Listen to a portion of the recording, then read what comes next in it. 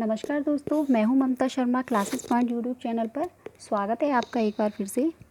आज के हम इस वीडियो में दोस्तों पढ़ने वाले हैं विरोधाभास अलंकार। ठीक है दोस्तों, मैं आपको ये बताना चाहूँगी कि हर एक अलंकार की मैंने अलग अलग वीडियोस बनाई हुई हैं। आप चाहें तो मेरी जो पिछली वीडियो हैं आप उनमें देख सकते हैं, उन वहाँ से समझ सकते हैं। ठीक है, तो आज के हम इस वीडियो में पढ़ने वाले हैं विरोधाभास अलंकार। मैं हर एक अलंकार को अलग अलग वीडियोज़ में समझा रही हूँ ताकि आप आसानी से और बहुत अच्छे से समझ सकें। ठीक है, तो वीडियो शुरू करते हैं। विरोधाभास अलंकार। ठीक है, तो सबसे पहले यहाँ हम देखेंगे इसकी परिभाषा कि यह विरोधाभास अलंकार होता क्या है। तो समझेंगे हम, जहाँ वास्तविक विरोध न होते हुए भी विरोध का आभास प्रतीत होता है वहाँ विरोधाभास अलंकार होता है। अर्थात जहाँ पर जो विरोध होता है, विरोधी बताई जाते हैं, वो वास्तव में होते नहीं हैं लेकिन उनका आभास होता है ना। तो वास्तविक विरोध ना होते हुए भी हमें ऐसा प्रतीत होता है कि यहाँ विरोध हो रहा है, तो वहाँ होता है हमारा विरोधाभास अलंकार, है ना। तो दोबारा से समझेंगे इसे। जहाँ वास्तविक विरोध ना होते हुए भी विरोध का आभास प्रतीत होता है वहाँ विरोधाभास अलंकार होता है। दोस्तों बहुत आसानी से इसे हम समझने वाले हैं उदाहरण से। पहला उदाहरण देखेंगे। या अनुरागी चित्त की गति समझे नहीं कोई, ज्यों ज्यों बूढ़े श्याम रंग त्यों त्यों उज्जवल होय। ठीक है, तो यहाँ पे हम समझने की कोशिश करेंगे। क्या पढ़ा था हमने परिभाषा में कि वास्तविक विरोध ना होते हुए भी हमें विरोध का आभास होता है। ठीक है, कहने का तात्पर्य ये है कि असल में विरोध होता नहीं है वहाँ, लेकिन हमें उस शब्दों से ऐसा प्रतीत होता है कि हाँ इसमें मतलब विरोध हो रहा है इसका। ठीक है, तो समझेंगे इसे। या अनुरागी चित्त की गति समझे नहीं कोई। अनुरागी यानी प्रेममयी, चित्त यानी मन, यानी इस जो प्रेममयी मन की जो गति है वो कोई भी नहीं समझ सकता। ज्यों ज्यों बूढ़े श्याम रंग त्यों त्यों उज्जवल हो। अब यहाँ पर हम गौर से देखेंगे इसे। यहाँ पर आप देखेंगे कि यहाँ विरोध का आभास हो रहा है। जैसे ज्यों ज्यों बूढ़े श्याम रंग यानी सांवले यानी काले रंग में, त्यों त्यों उज्जवल यानी जो चीज़ काले रंग में डूब रही है वो जैसे जैसे डूब रही है वैसे वैसे ही वो उज्जवल होती जा रही है ना। तो यहाँ क्या है, विरोध हो रहा है ना। परंतु यहाँ पर जो हम वास्तविक इसका अर्थ देखेंगे, इसकी वास्तविकता को जानेंगे तो हमें पता चलेगा कि वास्तव में विरोध है नहीं, पर यहाँ हमें आभास हो रहा है विरोध का। ठीक है, तो इसका अर्थ देखेंगे। यानी जो प्रेममयी मन है उसकी गति को कोई भी नहीं समझ सकता। ज्यों ज्यों बूढ़े श्याम रंग, अर्थात जो श्याम रंग का अर्थ यहाँ पर क्या है, वो है कृष्ण के प्रेम से, भगवान श्री कृष्ण के प्रेम से यहाँ तात्पर्य है।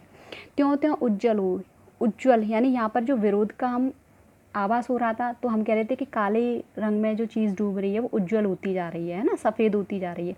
लेकिन जो इसकी वास्तविकता क्या है, वास्तविकता ये है उज्जवल यानी यहाँ क्या है इसकी वास्तविकता कि पवित्र होती जा रही है ना।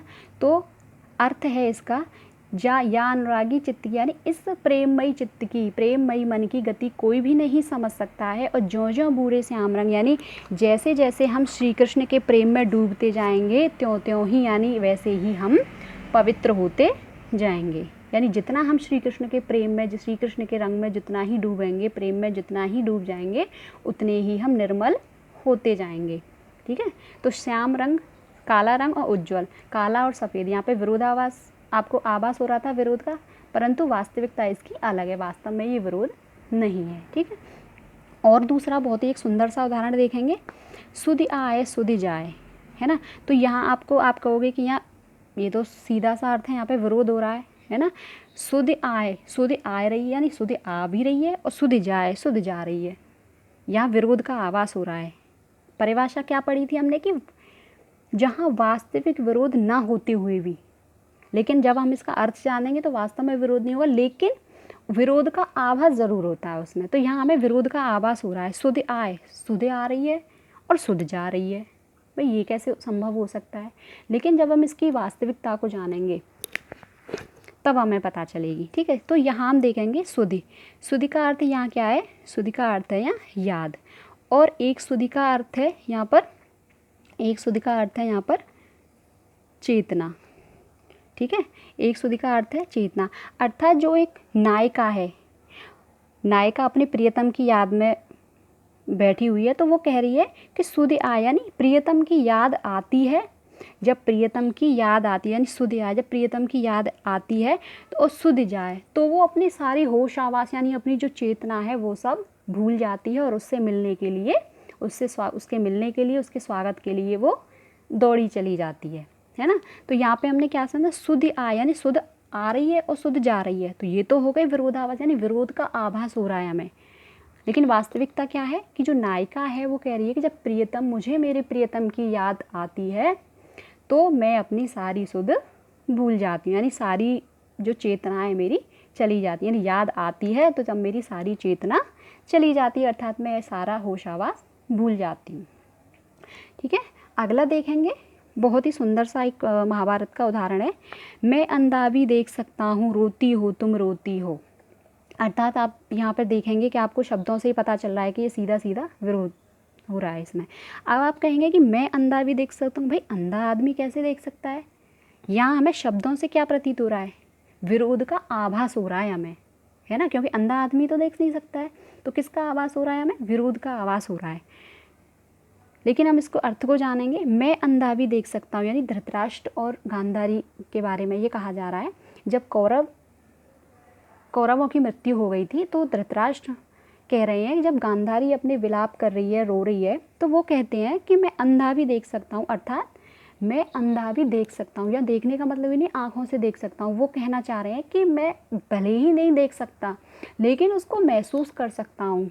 रोती हो तुम रोती हो, यानी तुम रो रही हो, उसके विलाप को तो मैं सुनकर, उसे महसूस कर कर उसके पता तो लगा सकता हूँ, भले ही मुझे आँखों से दिखाई ना दे, है ना। तो यहाँ पे कहना चाह रहे हैं कि मैं अंधा भी देख सकता हूँ, यानी अंधा महसूस मैं कर सकता हूँ, चीज़ों को महसूस कर सकता हूँ, दुख को महसूस कर सकता हूँ, कि तो विलाप को सुनकर पता लगा सकता हूँ कि तुम रोती हो तुम रोती हो, यानी अंधा देख सकता है। यहाँ किसका आभास हो रहा है, विरोध का, लेकिन वास्तविकता अलग है इसकी।